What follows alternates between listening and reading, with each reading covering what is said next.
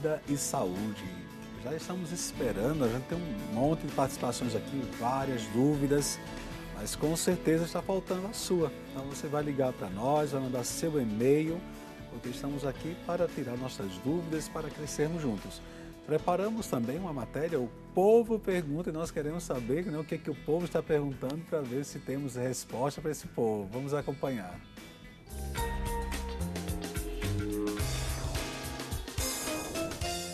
Meu nome é Andréia, eu sou cabeleireira. Eu gostaria de saber se enxaqueca é a mesma coisa que cefaleia tensional. Legal, boa pergunta. Vamos aí, doutor. Então, pois é, a gente comentou isso logo na primeira fala, né? A enxaqueca não é a mesma coisa. Não, as duas entidades, vamos dizer assim, estão no rol das cefaleias primárias. Ok. Cefaleia sem causa aparente. Muito bem. A cefaleia tipo tensão ou tensional e a cefaleia tipo enxaqueca. São coisas que a gente separa nesse ambiente. A cefaleia tipo tensão de moderada a fraca, bilateral, não piora com esforços e dá para tocar o dia a dia. Entendi. Não dá náusea. A cefaleia tipo enxaqueca, forte intensidade, pulsada, a outra era peso, lateralizada, a outra era dos dois lados, náusea, claridade piora, ruído piora, esforços pioram. Então, não é a mesma coisa. Então, os sintomas, você tem que ter essa sensibilidade para perceber, classificar. Isso. O especialista, como o senhor mesmo mencionou, tem que saber escutar, né, para fazer um bom diagnóstico. O diagnóstico, né? é clínico. Clínico. Ele sai da fala Entendi. do paciente. Que nós bem sabemos, desde o primeiro bloco eu vi isso, que é uma curiosidade, né? Que não tem o exame de sangue, não tem uma radiografia, não tem algo que vai identificar a enxaqueca. Mas quando o médico tem essa sensibilidade, ele consegue, com tranquilidade, vai diagnosticar algo que está bem ali visível diante dos sintomas. Essa sensibilidade é a essência da profissão. E da escuta, né? De estar ali, tratar de gente, Não né? é a chapa, né? Porque, infelizmente, doutor, a gente às vezes, já passei por essa experiência, a gente vai no consultório, principalmente na rede pública, a gente chega, o médico nem olha para a gente, né? Já está receitando, na hora que você está entrando, ele já está receitando o que você vai passar. Então, a gente também sofre dessa carência de um médico competente como o senhor, e também de escuta, né? Por isso que é fundamental o paciente já ter também essas ideias, esse conhecimento para ajudar o profissional. O debate sobre as condições de trabalho do médico demandariam aí também mais um programa, Com né? certeza, com de outro certeza. foco, né? Porque nem sempre a pessoa está lá e é obrigada a fazer aquele tipo de atitude. Com certeza. Então, nós temos aqui várias participações chegando. A Andréia de Cássia Baltazar, de Campinas, ela diz assim: gostaria de saber se a enxaqueca da ATM ela pode ser melhorada com infiltração. Aí o senhor explica o que é ATM, que eu também não sei, e o que acontece com essa infiltração. Quando ela falou ATM, ela está se referindo à articulação temporomandibular. Ok. É a articulação aqui da mandíbula, né? Então, a ATM tem uma cartilagem, né, uma articulação, uma cartilagem, e que pode ter um desgaste, uma inflamação, uma infecção, tem várias coisas que atacam essa cartilagem aí, produzindo dor nessa região. A dor da ATM, a gente costuma chamar de DTM, disfunção temporomandibular. Ela normalmente a disfunção de ATM, ela prejudica quem já tem enxaqueca. Entendi. Mas não existe propriamente uma enxaqueca da ATM, existe a dor da ATM. Acabamos de classificar aqui, estamos preocupados com essa classificação, né? Porque é a classificação da enxaqueca que permite o tratamento, né? Então, se você tratar disfunção de ATM com o mesmo parâmetro que se trata a enxaqueca, você vai tratar a enxaqueca, mas a disfunção de ATM vai continuar. As infiltrações podem ser feitas e podem melhorar a disfunção da ATM. Entendi. Nós temos aqui o Israel. Israel, ele é de Santo Anastácio, São Paulo, e diz assim: gostaria de saber o que acontece com a pessoa que ao deitar sente dor de cabeça. E quando estar de pé, está normal, não sente dor de cabeça e não tem nenhum problema. O que Nenhum é que problema. vai fazer esse ser humano que não pode deitar? Meu Deus, uma coisa tão boa que é deitar. Precisa procurar o médico com essa queixa. Normalmente, o que precisaria diagnosticar seria, com esse tipo de fala, algo ligado à coluna cervical. A coluna cervical, você quando está deitado, você acaba posicionando sua cabeça de uma forma que pode ser uma postura viciosa da coluna cervical e isso facilitar tração ou alterações da musculatura e das articulações cervicais que podem produzir dor de cabeça. Então, está ligado a outros fatores, né? Aí não é enxaqueca, né? Aí é uma dor de origem cervical. Localizada, né? Tem que fazer o diagnóstico de novo. Muito bem.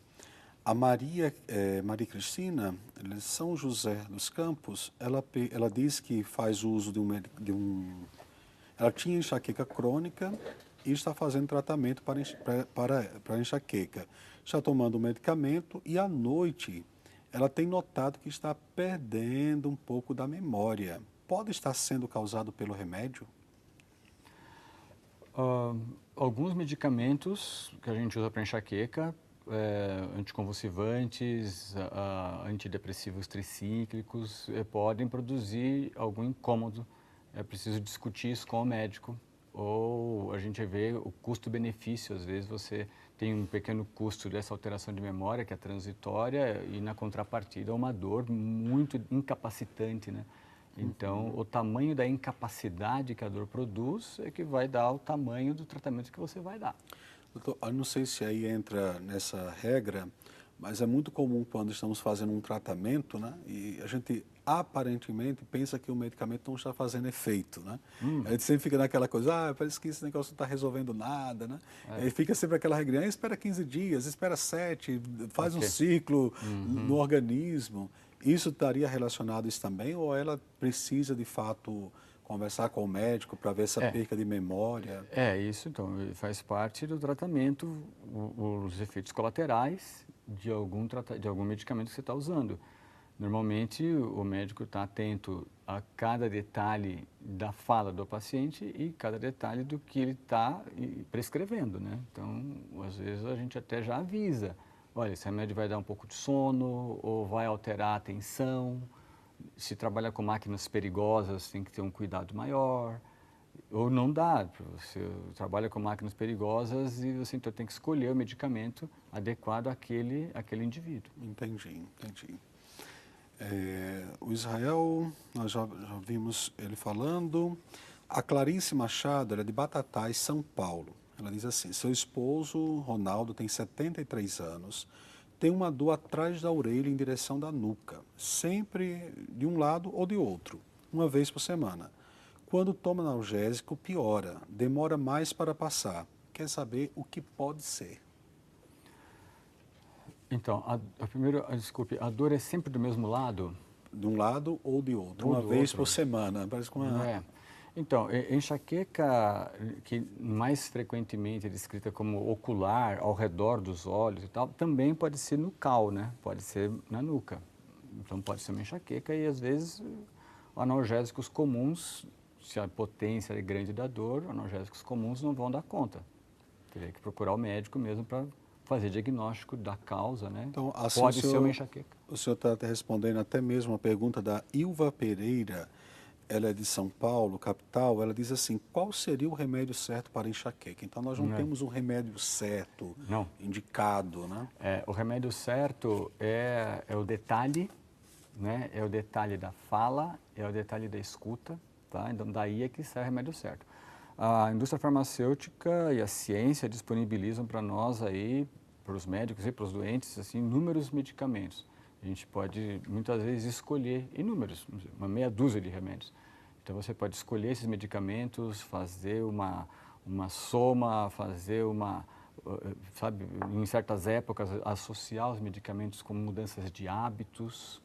Então, o tratamento é bem amplo. Assim. Então, a gente poderia dizer assim que o tratamento da enxaqueca, como não tem esse remédio pontual, indicativo, que você tem que tomar isso aqui para resolver seu problema, que não vai ter uma solução desse problema. Uma solução única não, mas sempre tem. Não tem enxaqueca intratável. Entendi. E a gente percebe sempre quando estamos com uma dor, um mal-estar, a tendência é querermos apertar, né? Tá com dor de barriga, aperta a barriga, aperta o pé, aperta isso. E a enxaqueca é a mesma coisa. É comum no trânsito em São Paulo, por exemplo, a gente vê as pessoas com a mão na cabeça, se estão preocupadas, se estão com enxaqueca, a gente já rotula, né? Será o que está acontecendo? Ajuda a gente a pressionar ou é um mito? O que acontece? Um mito. É apenas uma coisa instintiva. É. É que é muito comum, né? A gente percebe assim, eu estou com uma dor de cabeça e você fica lá apertando, vendo o que está acontecendo, né? Doutor, tem mais uma pergunta. O José Carlos, ele pergunta assim, qual a diferença, que a gente já falou, a diferença entre enxaqueca e dor de cabeça, resultante de problema da coluna cervical? Ok. Então, que a senhora... se você para você conseguir provar que uma dor de cabeça vem da coluna cervical, você tem que ter uma alteração cervical. Então, tem que ter uma radiografia de coluna cervical alterada. Ou outros fenômenos, não só radiografia, mas um exame físico, como palpação da musculatura dolorosa, alterações da movimentação, né? Movimentação da cabeça, quando você aciona as articulações cervicais por uma artrose cervical. Então, o diagnóstico aí parte de um exame simples e exame físico, para você separar uma coisa de outra. Entendi. Nós temos mais uma pergunta. A Solange, ela diz assim, boa noite, sua bênção, Padre, Deus abençoe. Convivi com enxaqueca a vida inteira. Fiz tratamento médico, exames e nada resolvia. Um dia, um homeopata me disse que minha enxaqueca era alimentar. Cortei chocolate, leite e derivados, além de carne vermelha e frutas ácidas. Melhorei muito mesmo, as dores quase sumiram totalmente. Porém, quando tomo sol, principalmente pela manhã, minha cabeça dói. O que tem o sol a ver com a enxaqueca? Obrigado, o programa está muito bom. Parabéns, Padre Dr. Solange, Muriaé, Minas Gerais. Ok. Então, como nós vimos, algumas pessoas têm o que a gente chama de fotofobia, que é piora da dor com a claridade. Eu já vi pacientes que, por obrigação de trabalho, ficam muitas horas no computador e isso, ao fim do dia, também tem uma enxaqueca não completa, mas uma dor lateralizada, uma leve pulsar, né, da dor. Então, o brilho, né, e o brilho do sol, né, ainda mais um sol da manhã, que é um sol baixo, né, tá certo? Ele brilha diretamente no seu olho. Então, é bem provável que essa dor possa ser desencadeada por alterações que nós temos, que aí teria que ter muito tempo para falar sobre neurofisiologia, mas o efeito do brilho no cérebro, da estimulação visual por brilho na região do cérebro posterior do cérebro, córtex occipital do cérebro, costuma desencadear dores de cabeça. Então, tem nexo. Então, no próximo bloco eu quero saber como fica na questão de tomarmos o sol da manhã, né? Vitamina D. Eu quero saber isso, que me bateu uma curiosidade. Pode tomar. Qual é a sua curiosidade? Qual a sua pergunta, a sua dúvida, né? Manda para nós por e-mail, telefona para nós. Estamos aqui esperando a sua participação. Nós vamos para um breve intervalo, já voltamos com a sua participação. Deus abençoe e até mais. O estresse deve ser evitado ao máximo, porque além de ser um dos fatores desencadeantes, durante a crise o estresse vai piorar muito mais a crise, aumentando o nível de dor. Então deve-se evitar o estresse ao máximo, e entre os fatores que deve-se fazer é a atividade física, que é uma das grandes maneiras de se evitar o estresse.